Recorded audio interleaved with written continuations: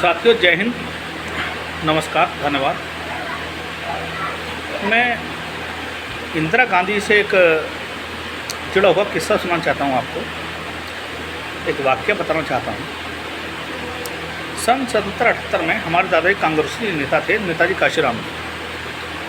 और यहाँ स्कूल में बच्चों को पढ़ाने के लिए बड़ी दिक्कत समस्या उत्पन्न हो रही थी कि कुछ अराजक तत्व उस स्कूल को यहाँ से उखाड़ के किसी और जगह लेकर जाना चाह रहे थे।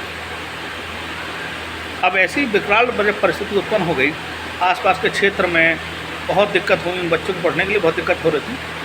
सब लोग हमारे दादाजी के पास आए कि आप नेताजी इसमें कुछ कीजिए, हम सब आपके साथ हैं। तो जब पूरे क्षेत्र का और गांव का सपोर्ट हमारे दादाजी को मिला तो दादाजी हमारे सारी परेशानियों को झेलते हुए सीधे प्रधानमंत्री, उस समय के तत्कालीन प्रधानमंत्री इंदिरा गांधी जी के पास गए।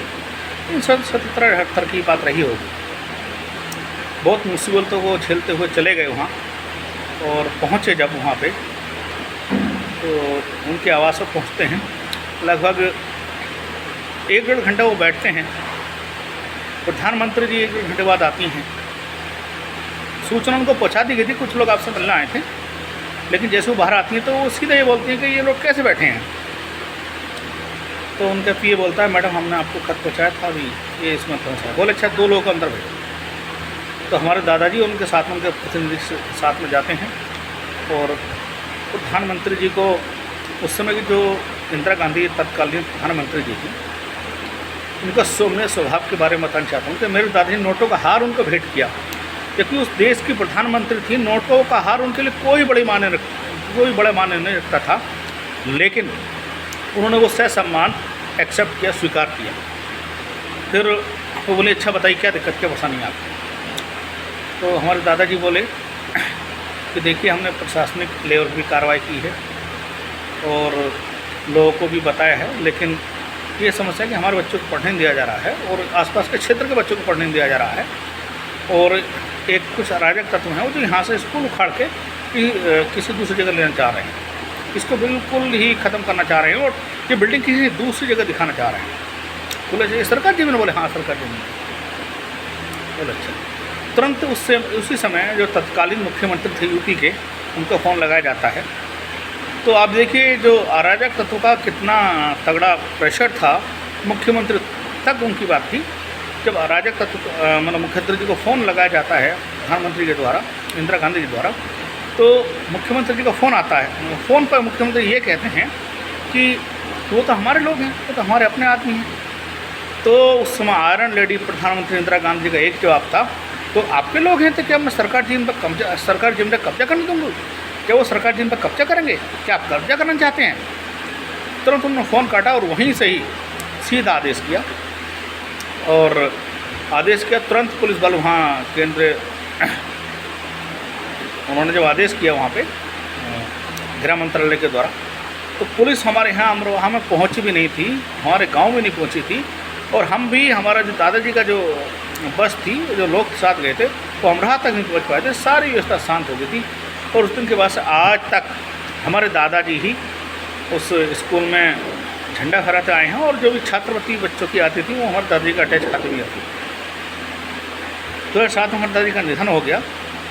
लेकिन मैं देखिए, मैं ये बात कहना चाह रहा हूँ कि आज देश जिस विकट परिस्थिति में फंसा हुआ है, और इंदिरा गांधी जी के पोते और पोती यानी राहुल गांधी जी और प्रियंका गांधी और उनकी माता श्री सोनिया गांधी जी इन अराजक तत्वों से लड़ रही हैं आज, जो देश पे हर संस्थान पे कब्जा करना चाह रहे हैं। अगर उनके साथ कोई व्यक्ति है, उसके खिलाफ कितने भी गंभीर कोई मामले हो, उनका कोई एक्शन नहीं होता है। लेकिन अब से पहले 2014 से पहले पहुंच जाओ तो महिला आयोग, SC/ST आयोग या जुडिशरी, इन सबको स्वतंत्र अधिकार था। इन पर किसी का ज़्यादा अधिकार नहीं था। ये अपने आप में स्वच्छंद थे और अपने अधिकारों का प्रयोग करते थे। लेकिन क्या आप समझते हो कि इसमें कोई भी संस्था आज के समय में अपने लेवल पर काम कर रही है? ऑनेस्ट लेवल पर काम कर रही है, ईमानदार तरीके से काम कर रही है? आप चुनाव आयोग को ले लो। आप चुनाव आयोग के सामने साफ साफ धर्म के नाम पर वोट मांगे जा रहे हैं कि चुनाव आयोग चुप्पी साधे बैठा है। इसका मतलब क्या है? अभी 2 चरणों के चुनाव हुए हैं, उनमें पहले जब 5 बजे तक की जो वोटिंग हुई थी उसमें मतदान बहुत कम था, और जब 11 दिन बाद जब मतदान का प्रतिशत वो जारी करते हैं तो 5 से 6% की बढ़त दिखा देते हैं। मतलब क्या, जब 5 बजे से 6 बजे तक 1 घंटे में इतनी बढ़त चुनाव की हो जाएगी, मतलब मतदान की हो जाएगी? नहीं, मुश्किल से 1 से 2% की होती है। इस तुरंत समझ से बाहर बातें हैं, और बड़ा दुख भी होता है इस लोकतंत्र का आज क्या हाल हो रहा है। मैं तो यही कहूँगा कि 2 व्यक्ति और 3-4 व्यक्ति, मैं तो अखिलेश भैया को भी कहूँगा, अखिलेश भैया ही यूपी में बड़ी मुखर तरीके से खड़े हुए हैं, उनकी सीटें हैं, वही मुखर तरीके से खड़े हुए हैं, वही लोकतंत्र को बचाने के लिए आज यूपी में जिंदा हैं। अगर अखिलेश भैया इस मजबूती से लड़ रहे होते तो आज यूपी में लोकतंत्र खत्म हो गया होता और कोई हमारी आवाज़ उठाने वाला, कहने वाला भी नहीं होता।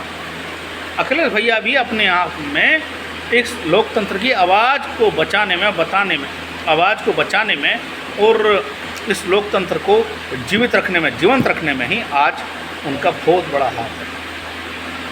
हम समझते हैं जाति पाति द्वेष, नफरती आपसी द्वेष भावना में बढ़ जाते हैं, लेकिन वास्तविकता तो हमारी ये है कि अगर हम पढ़े लिखे आज हम हैं तो हमें पढ़े लिखे जैसा सलूक भी, व्यवहार भी करना चाहिए।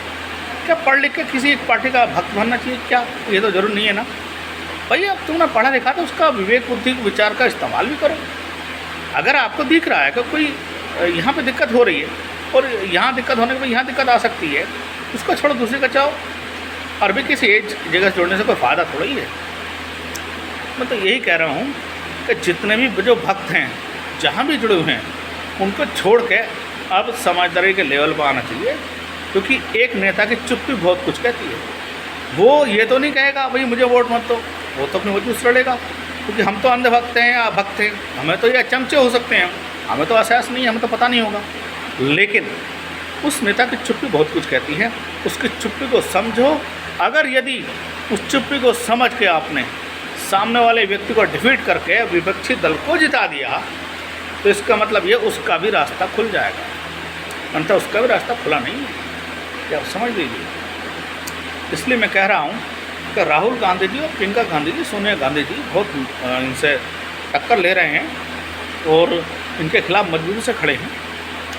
आप प्रियंका गांधी ने तो उनकी धज्जियाँ उड़ा रखी हैं, इसलिए मैं कह रहा हूँ कि राहुल गांधी जी को वोट दें, कांग्रेस पार्टी को वोट दें, गठबंधन को वोट दें, अपने बच्चे को बचाएं, लोकतंत्र को बचाएं, संविधान को बचाएं, और अपने आने वाले बच्चे कोई हमारे सवाल ना करें कि जब आप लोकतंत्र का ख़त्म हो रहा था तुम कहाँ थे। इसलिए मैं आपसे सब हद से हाथ जोड़ कह रहा हूँ कि आने वाले समय में गठबंधन को वोट दें, कांग्रेस पार्टी को वोट दें, लोकतंत्र बचाने की मुहिम में दोस्तों हमारा सबका सहयोग दें, कांग्रेस पार्टी का सहयोग दें, गठबंधन का सहयोग दें। इसी के साथ मैं बात को ख़त्म करना चाहता हूँ। जय हिंद, धन्यवाद, नमस्कार।